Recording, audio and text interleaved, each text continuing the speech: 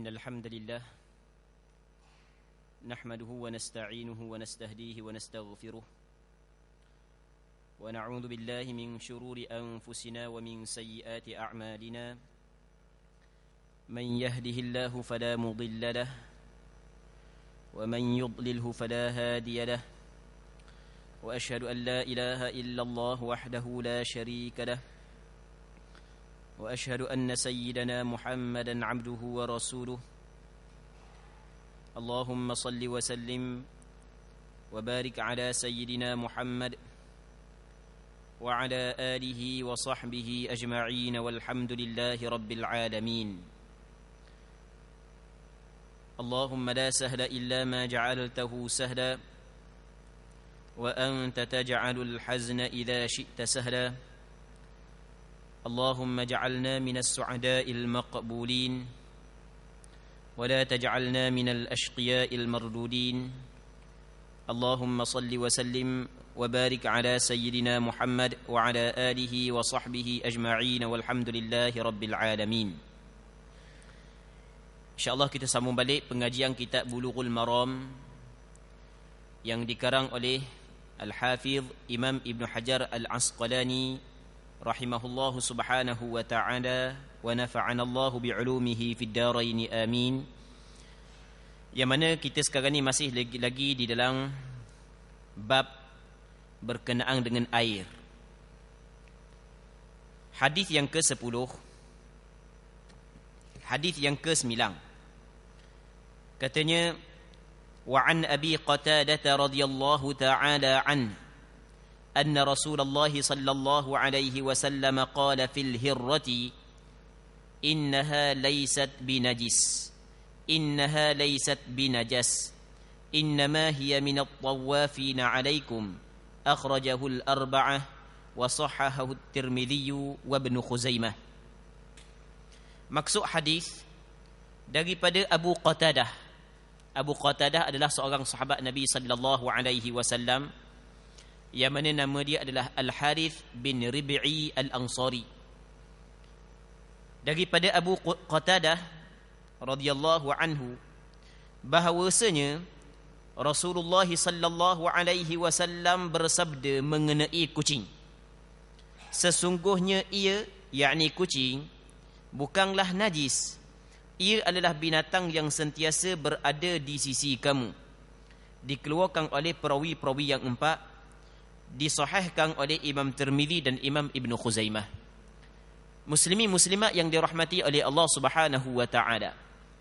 Minggu lepas kita ada baca satu hadis Nabi sallallahu alaihi wasallam yang dikeluarkan oleh Imam Muslim daripada Abi Hurairah, yang mana Rasulullah sallallahu alaihi wasallam menyebut bahawasanya bekah kita apabila dijilat oleh anjing, maka cara membersihkannya adalah dengan 7 kali kita basuh bekah tersebut.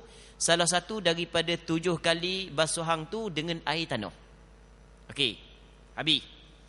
Malang ni hadis berkenaan dengan kucing pula. Yang mana kalau kita tengok ada sedikit persamaan di antara anjing dan kucing. Anjing, jilatan anjing dihukumkan najis. Dalilnya hadis yang kita bincang minggu lepas yang dikeluarkan oleh Imam Muslim daripada Abi Hurairah radhiyallahu taala an. Baik. Satu ketika Abu Qatadah dia ambil wuduk. Lepas tu dia ada menantu. Menantu dia nama Kabsyah, perempuan. Jadi menantu dia pun bagilah air wuduk kepada Abu Qatadah. Tengah-tengah Abu Qatadah nak ambil wuduk, tiba-tiba ada kucing mari sepek, mari nyepek. Memang jenis kucing lagu tu dah. Kucing yang duduk dalam rumah kita memang jenis dia lagu tu dah. Dia duduk mari nyepek tepi kita. Secara kebetulan Abu Qatadah tengok kucing tu nak air. Abu Qatadah senggeng bekah dia bagi minum kucing. Bagi kepada kucing tu air tersebut. Lalu tu menantu dia Kabsyah tadi duduk tengok Abu Qatadah pelik. Dah warna buat gitu kat air tu nak buat wuduk pula. Jadi seolah-olah menantu dia faham bahawasanya tak boleh lawak gitu. Sebagaimana air jilatan anjing kita kena cuah, begitu juga air jilatan kucing tak boleh kita guna untuk berwuduk. Maka kata Abu Qatadah radhiyallahu taala anhu, bahawasanya Rasulullah khabar kucing ni dak najis. Kucing ni dak najis bermaknanya air jilatan kucing boleh kita guna untuk berwuduk. Air jilatan kucing boleh tidak dihukumkan sebagai air mutanajis. Jadi kalau kucing jilah air dalam gelas kita ke, kita buat air teh, kita potok kucing rumah kita ramai. Kucing rumah kita memang banyak Jadi oleh kerana kucing pun dahaga juga, kita lock sekejap nyejilat ke dia dah. Boleh tak kita nak minum? Kata ulama tidak menjadi masalah. Kerana benda? Kerana Rasulullah sallallahu alaihi wasallam menyebut innaha laysat binajis. Sesungguhnya kucing dia bukanlah najis. Boleh kita minum.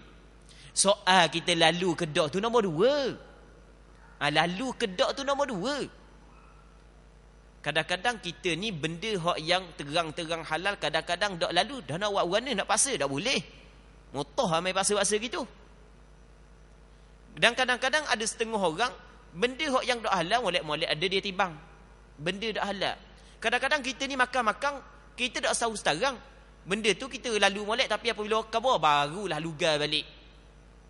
Kan ada sebahagian daripada orang kita tu, ni adalah cerita tak tahu sahih ke tak. Dia kalau dia pergi Thailand tu, dia naik kereta api di Thailand, di atas kereta api di Thailand tu ada orang jual sate. Jadi orang jual sate, dia pun tengok, oh sate sedapnya, beli. Oh makan sedapnya sate.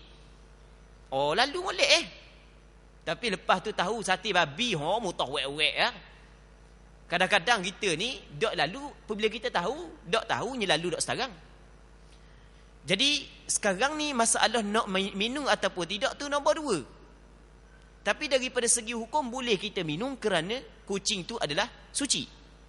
Sama juga air yang telah dijilat oleh kucing boleh kita guna untuk berwuduk. Sebab hukum kucing tidak sama dengan hukum anjing. Melainkan kata ulama, melainkan kita tengok depan mata kita lelek-lelek dia kekoh tikus. Mampu kerah tikus, berkubang darah. Tengah tu duk jilat-jilat lagi darah, nyejilat pula air kita. Tu hukum lain. Hak tu hukum lain. Muslimin muslimat yang dirahmati oleh Allah Subhanahu wa taala. Asal hukum mulut kucing adalah suci. Kalau dia jilat air dalam bekah kita, maka tidak dihukumkan air tersebut sebagai air mutanajis. Dalilnya hadis ni. Okey, itu yang pertama. Melainkan yang kedua, apabila kita tengok lelek-lelek dia makan najis. Lepas dia makan najis, dia tak pergi mana, tak pergi minum air, tak pergi lagi jauh, tiba-tiba dia pergi jilat pula air dalam bekah kita. Kalau air dalam bekah kita tu sedikit, tidak cukup 2 kolah, maka dihukumkan air tersebut sebagai mutanajis walaupun tidak berubah, berpandukan kepada hadis yang kita bincang tak silap ingat 2 minggu lepas. Kata Nabi sallallahu alaihi wasallam, idza balagal ma'u qullatayn lam yahmilul khabath. Air kalau cukup 2 kolah dia tidak menanggung kekotoran. Dalam riwayat Imam Abu Daud, fa innahu la yanjus, dia tidak jadi najis. Bermakna kalau tak cukup 2 kolah dia menanggung najis, dia jadi najis. Sebab itulah kata ulama, apabila masuk najis ke dalam air yang sedikit yang tidak cukup 2 kolah, sama ada berubah ataupun tidak, air tersebut dihukumkan air tersebut sebagai mutanajis. Kucing mulut dia najis sebab dia makan bangkai, tahi dan seumpamanya. Dia tak pergi mana-mana, tiba-tiba terus pergi terkang air kita sikit, maka dihukumkan air kita tu sebagai mutanajis. Allah, kita buat air holik campur dengan melo, banyak tu lagi tinggal tak ada dah. Kita nak pergi minum lele, nyegi jilat pula di kucing baru lepas makan tikus. Allah, kita rasa hati sungguh ke kucing tu. Tak arah sebab hak tu je ada di rumah kita. Rasa hati ke, tak rasa hati ke, mung nak makan ke, mung tak mau makan ke, nak minum ke, tak mau minum ke, mesti kena buang. Sebab hukum air tersebut mutanajis. Melainkan lepas daripada dia makan bangkai, ini yang disebut oleh ulama fiqh. Lepas daripada dia makan bangkai, dia hilang sekejap. Hilang, mari mula. Yang mana dalam tempoh hilang tu ada kemungkinan, walaupun kemungkinan yang tipis, Walaupun kemungkinan yang lemah. Kemungkinan dia jumpa air banyak, dia minum daripada air tersebut, cuci mulut dia. Ada kemungkinan saja, bukan dia yakini pun. Ada kemungkinan saja, lepas tu dia pun jilat dalam air kita hok sikat tu, kata ulama air kita hok sikat tidak dihukumkan sebagai mutanajis. Okey, kita ulang sekali lagi ya. Ini benda fiqh di antara benda yang memang cukup-cukup penting. Sekarang ni kucing tu kita tengok kekeh tikus. Berkobang mulut darah. Dia pun lari. Kenyang sangat lari, nanti senyap. Lebih kurang dalam setengah jam. Yang mana dalam tempoh setengah jam kemungkinan dia jumpa air mutlak hak lain. Kemungkinan walaupun kemungkinan yang tipis. Walaupun ihtimal yang dhaif. Ada kemungkinan je. Dia hilang sekejap, dia jumpa air, tiba-tiba dia mari pula dia minum air kita. Adakah air kita dihukumkan sebagai mutanajis? Kata ulama, dah. Dah apa pula? Sebab air kita tu diyakini suci. Kucing saat itu mulut dia memang mutanajis, tapi oleh kerana dia hilang dah sekejap, maka mutanajis mulut dia lemah dah. Apabila lemah, dia tidak boleh menghilangkan asal keyakinan suci air kita. Rasa pening ya dengar benda lagu ni ya. Kalau hak yang kali pertama dengar memang pening sungguh ha. Kalau hak yang biasa dengar dah tak pening mana. Okey. Hamba nak cerita masalah lain untuk membantu kita memahami masalah ni. Di sana ada satu kaedah. Kaedah fiqh menyebut al-yaqinu la yuzalu bisyak.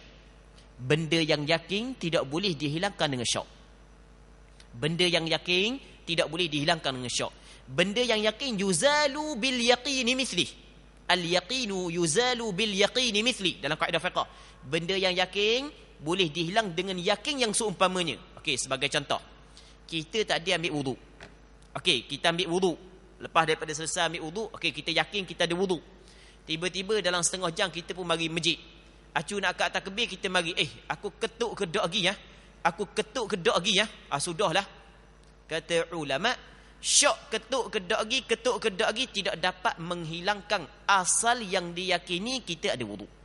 Maksudnya masih lagi dihukumkan kita berwuduk, boleh kita sembahyang dengan wuduk tersebut. Okey, contoh yang kedua. Tadi kita masuk tandah. Hak sebelum ni kita lepas masuk tandah kita ambil sembahyang. Lepas masuk tandah ambil sembahyang. Okey, tadi kita masuk tandah. Okey, kita yakin kita berhadas. Lepas daripada tu kita pun keluar tandah. Dalam lebih kurang setengah jam masuk waktu sembahyang, kita pun nak sembahyang.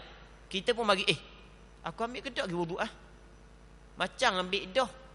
Tapi dok yakin. Kata ulama kena ambil wuduk mula. Kerana benda? Kerana berhadas tadi benda yang diyakini. Ambil wuduk syok. Maka syok dia tidak dapat menghilangkan benda yang diyakini. Okey, kita pergi kepada masalah air saat ni. Katakanlah air yang dalam gelas kita Ada seekor kucing, dia makan bakar. Kita tengok saat ni, bau dia hilang kejap. Air dalam bekas kita ni 100% diyakini suci, lagi menyucikan. Tiba-tiba kucing yang makan bakar saat ni tu dia hilang dalam setengah jam dia marinya jilat air kita. Tapi mulut dia kita tengok tak ada, dah darah-darah benda. Kalau ada lagi darah tu masalah lain lah. Jadi dia jilat air kita sikit pun tak berubah, mulut pun dia tak ada masalah-masalah benda. Daripada segi hukum lagu mana?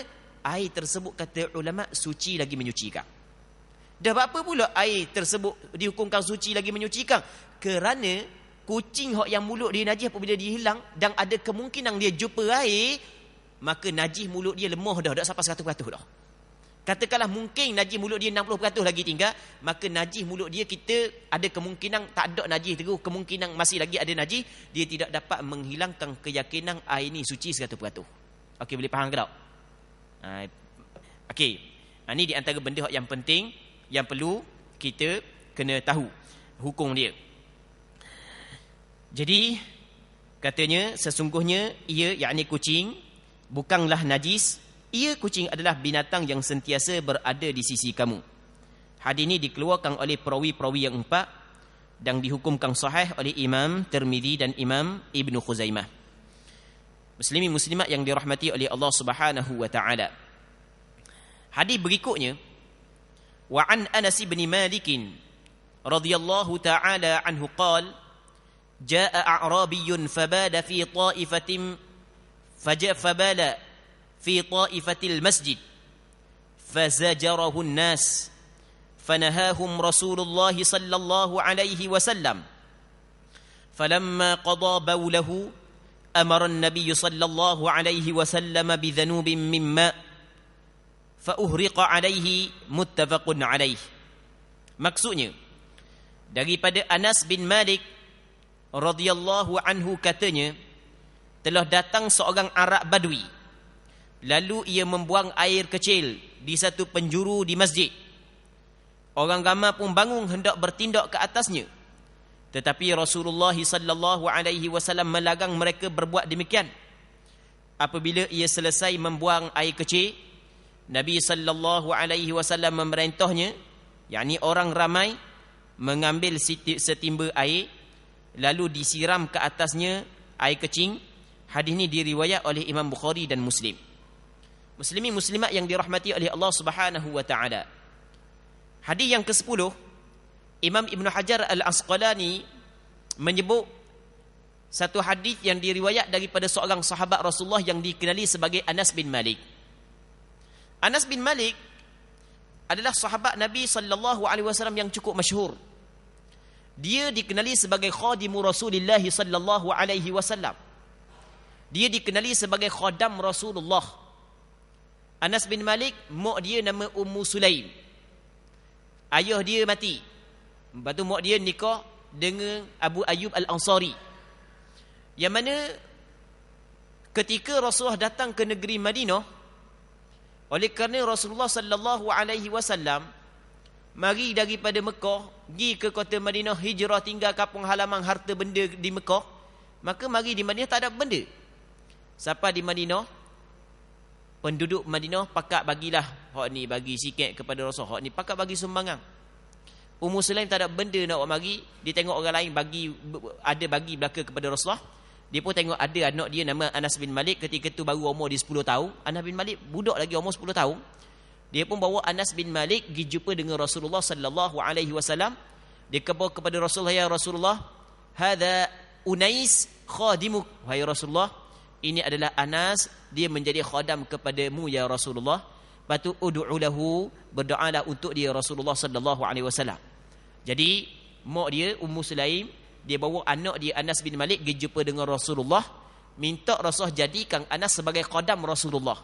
Maksud khadam Rasulullah sallallahu alaihi wasallam, jadi apa keperluan Rasulullah akan disempurnakan oleh Anas bin Malik. Anas bin Malik dia ambil air untuk Rasulullah. Anas bin Malik bawa lipat Rasulullah sallallahu alaihi wasallam. Mak dia suruh. Lepas tu mak dia suruh pula kepada Rasul supaya berdoa untuk Anas bin Malik. Maka Rasul doa, Allahumma barik lahu fi umrihi. Rasulullah doa supaya Allah Ta'ala memberkati pada umur Anas bin Malik dan pada setiap perkara yang Allah Ta'ala beri kepada Anas bin Malik. Umur dia, harta dia, sehingga kan berkat daripada doa Rasulullah, Anas bin Malik dipanjangkan umur. Dia mati pada tahun 90 Hijrah. Umur dia lebih kurang 100 tahun lebih. Dalam keadaan sehat pula. Sahabat Nabi yang berada di negeri Basrah, hak yang last sekali mati adalah Anas bin Malik. Umur dia diberkati. Harta dia juga diberkati. Lagu mana harta dia diberkati? Orang lain setahun sekali je kebun keluar buah. Dia 2 kali setahun. 2 kali setahun. Allahu Rabbi. Berkat doa Rasulullah kepada dia. Yang ketiganya, Anas bin Malik anak ramai. Anak cucu dia ramai. Kita ni takut anak ramai sebab ada pitih. Anas bin Malik kaya, tubuh sehat. Kaya tubuh sehat tak apa. Anak sampai ke sejuta orang pun tak apa. Kaya. Kita hok duk susah anak ramai. Anak ramai ni sebab dia tak ada pitih se, dak sehat pula, dak dang nak jaga anak. Dah kalau pitih banyak, tubuh sehat pula, beres anak sampai ke 2 juta pun tak apa. Anas bin Malik ramai anak dia. Ada riwayat kata 80 orang lebih. Ada riwayat kata 100 orang lebih. Ramai anak dia. Allah Rabbi, memang cukup ramai. Umur dia Allah Ta'ala berkatkan. Harta benda dia Allah Ta'ala berkatkan. Anak cucu dia juga Allah Ta'ala berkatkan. Allah Rabbi, Anas bin Malik. Dia khidmat kepada Rasulullah lebih kurang dalam 10 tahun. Sebab Rasulullah wafat ketika dia umur 20 tahun. Masa Rasulullah mari dia umur 10 tahun. Dia khidmat kepada Rasulullah selama 20 tahun. Tapi tingginya akhlak Rasulullah sallallahu alaihi wasallam, kata Anas bin Malik, selama aku khidmat kepada Rasulullah selama 10 tahun, tidak pernah pun Rasul jekoh kepada aku, tidak pernah pun Rasul herdik kepada aku, dan tidak pernah pun Rasulullah kata, "Bapa mu dak buat benda hak yang aku dak buat, bapa mu buat benda hak yang aku buat." Tak pernah Rasulullah kata benda pun. Tu tingginya akhlak Rasulullah. Dan begitu juga hebatnya Anas bin Malik. Anas bin Malik ni bukan budak-budak yang biasa dah. Budak pondok yang pandai tengok orang tua. Kadang-kadang budak-budak ni tak pandai tengok orang tua. Benda yang Rasulullah nak, dia dipandai pitah. Dipandai. Budak cerdik. Anas bin Malik radhiyallahu ta'ala an. Baik, okey, itu sedikit sebanyak cerita Anas bin Malik radhiyallahu ta'ala an. Yang mana hadis ni diriwayat daripada Anas bin Malik. Katanya, telah datang seorang Arab Badui. Maksud dia orang Arab Badui. Orang Arab Badui ni orang Arab pendalaman. Orang Arab ni hak duk dalam mau. Hak yang jahil tukir. Kalau cakap kita hak jahil tukir. Hak yang tidak terdedah dengan ilmu pengetahuan. Yang tidak terdedah dengan adab pergaulan sesama manusia. Perangai dia memang cukup kasar. Arab Badui. Sebab itulah Rasulullah sallallahu alaihi wasallam menyebut, "Man bada jafa." Sesiapa yang duduk di pedalaman tu memang ngasar sikit. Sebab dia tidak terdedah dengan adab pergaulan dengan manusia. Dia tidak terdedah dengan ilmu pengetahuan. Hidup dia penuh dengan kejahilan. Orang yang jahil dia tidak pandai nak beradak dengan orang. Dia tak pandai. Tambah-tambah orang Arab Badui siang malam duk main dengan unta. Dia buat orang lain macam unta juga. Orang lain macam ke binatang. Jadi sebab ngasar sikit dia. Baik. Yang mana satu ketika telah datang seorang Arab Badui. Lalu ia membuang air kecil di satu penjuru masjid. Allahu Rabbi. Allahu Rabbi. Ada setengah riwayat menyebut nama dia Dzul Khuwaisirah Al-Harith. Nama dia Dzul Khuwaisirah Al-Harith. Baik, tak silap ingatlah. Yang mana ada satu riwayat yang lain menyebut dia mari masjid, lepas tu Rasul semayang, lepas tu dia pun duduk belakang, dia pun doa, "Allahumma arhamni wa Muhammada wa la tarham ma'ana ahada." Dia doa, "Ya Allah, mu beri rahmat kepada aku dengan Muhammad je. Mu jangan beri rahmat pun ke orang lain." Allahu Rabbi. Orang lain dengar belakang. Dia minta Allah Ta'ala beri rahmat kepada dia dengan Rasulullah je. Orang lain jangan beri. Kalau doa selu-selu tu boleh kira doa kuat-kuat. Rasa hati orang lain. "Allahumma arhamni wa Muhammada wa la tarhamna ma'ahada." Lepas Rasul bagi salam, kata Rasul, "Mu ni hajjar tawasi'a, dayyaqta wasi'a." Mu ni menyempitkan benda yang luah. Sebenarnya rahmat Allah Ta'ala luah. Jangan sempit benda yang luah. Okey. Lepas daripada tu, duduk semeta, dia rasa nak kecing. Dia pun selok kain dia, dia pacar kecing dalam masjid. Dalam masjid Rasulullah sallallahu alaihi wasallam. Bukan dia seorang, bukan tengah malam. Bukan dia seorang dah. Orang ramai. Dia pacar kecing. Buka kain dia, dia pacar kecing. Sahabat-sahabat pakak tengok Allah seorang-seorang gerang belaka. Ada hak yang dalam riwayat menyebut ada orang jekoh. Ada orang bangun nak bereboh. Ada orang bangun macam-macam ah. Dah Allah Rabbi.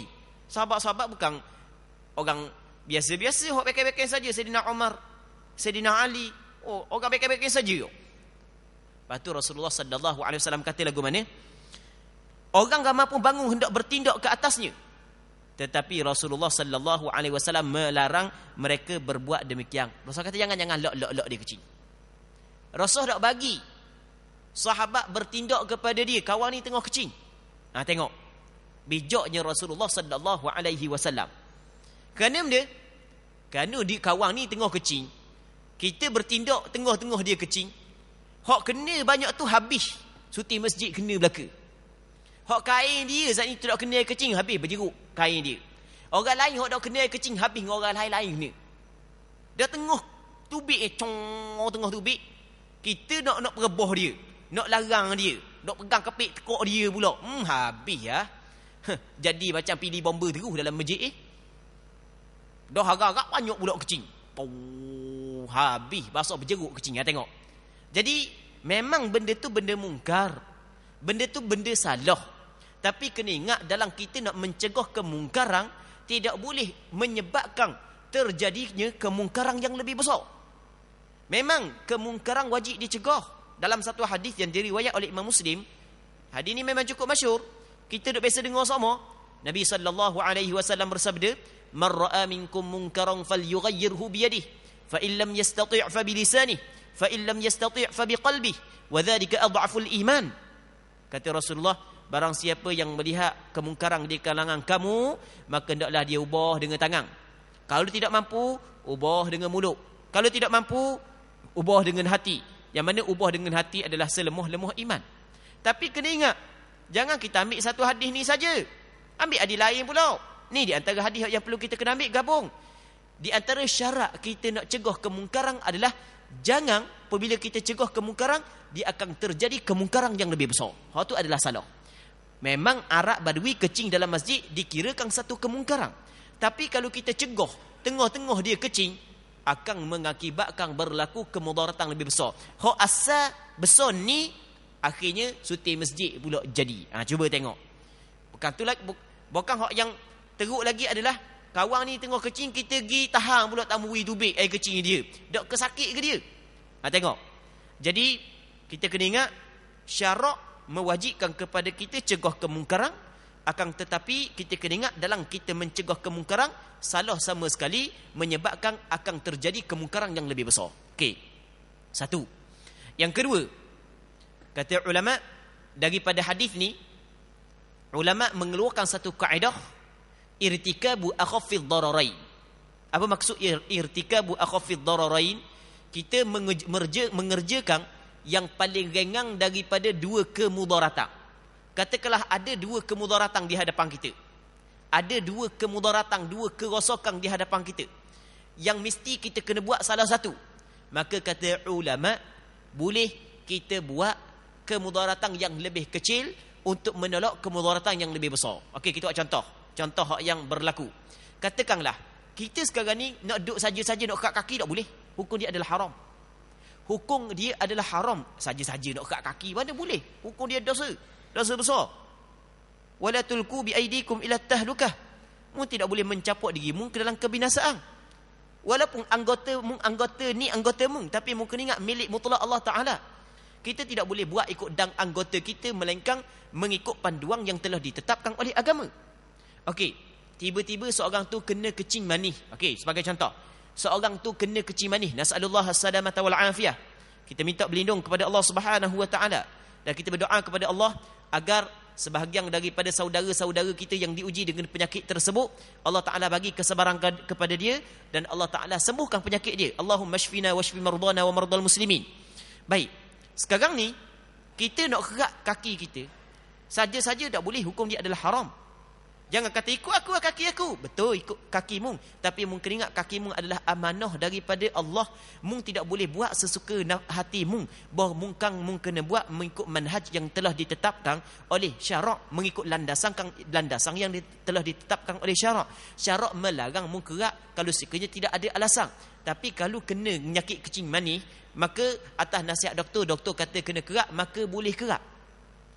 Sebab apa boleh kerak? Kerana nak menolak kemudaratan yang lebih besar. Takut merebak kepada tempat yang lain. Takut menyebabkan bahaya nyawa. Maka boleh kita melakukan kemudaratan yang kecil untuk menolak kemudaratan yang besar. Dalilnya hadis ni. Memang kecing dalam masjid adalah satu mungkar. Akan tetapi Rasulullah sallallahu alaihi wasallam membiarkan kemungkaran tersebut kerana untuk mengelak berlakunya kemudaratan yang lebih besar, kemungkaran yang lebih besar. Baik. Seterusnya, kata dia, orang ramai pun bangun. Orang ramai di sini maksudnya sahabat lah. Sahabat pun bangun, hendak bertindak ke atasnya. Tetapi Rasulullah sallallahu alaihi wasallam melarang mereka berbuat demikian. Rasulullah kata jangan buat gitu. Apabila ia selesai membuang air kecil, selesai habis kecing, Nabi sallallahu alaihi wasallam memerintahnya orang ramai mengambil setimba air, lalu disiramkan ke atas air kencing. Rasul suruh ambil setimba air, siram atas air kencing tersebut. Hadis ini diriwayat oleh Imam Bukhari dan Muslim. Okey, ulama ambil daripada hadis ini, yang pertama, air kencing hukum dia adalah najis. Air kencing tak kira lah air kencing orang lelaki ke, air kencing orang perempuan ke, air kencing kanak-kanak ke, sama ada kanak-kanak lelaki, kanak-kanak perempuan, hukum dia najis. Jadi apabila najis, wajib kita kena bersih daripada najis tersebut. Kalau kita tidak bersih daripada najis tersebut, dalam keadaan lagu tu kita sembahyang, maka tidak sah sembahyang kita. Air kecing hukum dia najis sebab Rasulullah sallallahu alaihi wasallam suruh basuh air kecing tersebut. Okey, itu yang pertama.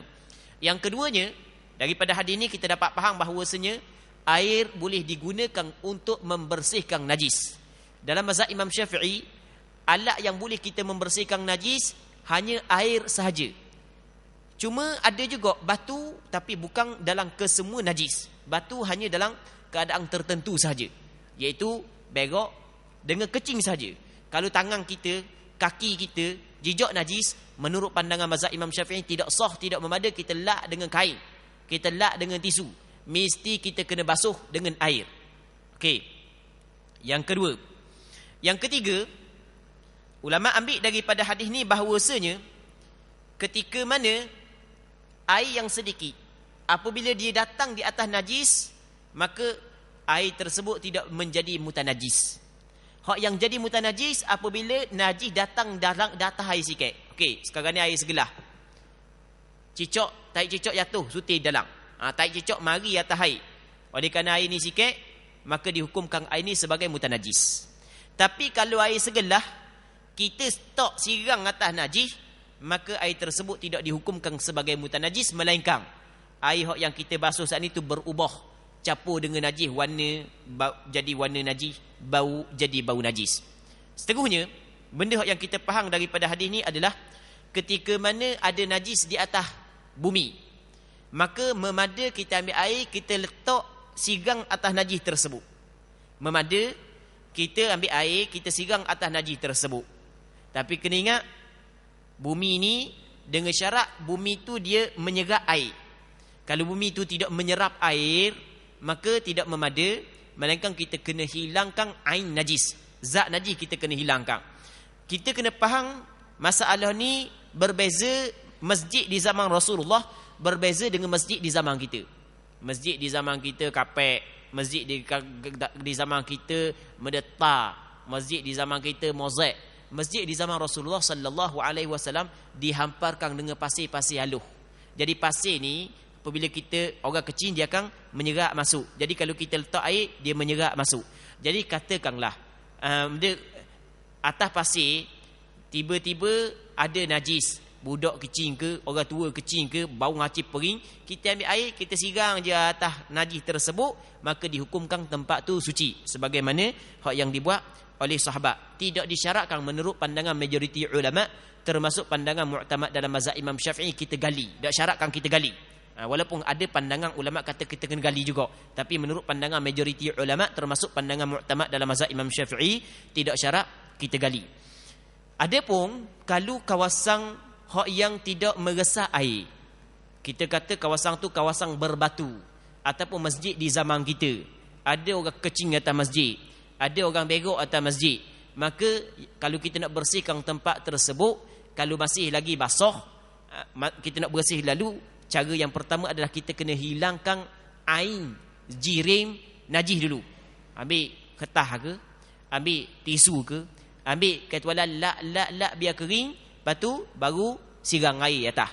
Lak biar kering, baru siram air atas. Lepas siram air, kalau kita bau lagi, kita lak air tu, lepas tu kita siram pula dalam tu. Lepas tu kalau bau lagi, kita lak, kita siram pula. Siapa kehilang bau, siapa kehilang warna, siapa kehilang rasa, maka dikirakan suci tempat tersebut. Ia tidak syarat tukar kapek, tidak syarat tukar kapek. Jadi kalau misalnya kadang-kadang nak warna kan, orang yang mari masjid ni orang tua-tua. Orang muda-muda tak ramai mana mari masjid, orang tua-tua. Dak tua-tua kadang-kadang dang tua terlajak Allah Rabbi, Allah Taala uji dengan benda beri dak makan. Faham tak beri dak makan? Beri dak makan dah sampai masa nak tubiknya tubik. Dan sampai masa nak tubik dia tubik, beri dak makan, leneng habis dah, leneng beri habis dah. Orang tua-tua ni kadang-kadang berjaro atas masjid. Kadang-kadang tinggal tahi atas masjid, dia nak warna Allah Taala uji. Kita jangan hinalah nak warna. Dah kena kita. Dia bukan nak, tak ada orang nak pun benda lagu tu. Biarlah benda yang terjadi, kita pakat tolong cuci lah. Kalau boleh orang yang buat tu jangan malum dia, kita cuci nak warna. Terpaksa lah tu. Okey. Jadi cara cuci dia gitulah.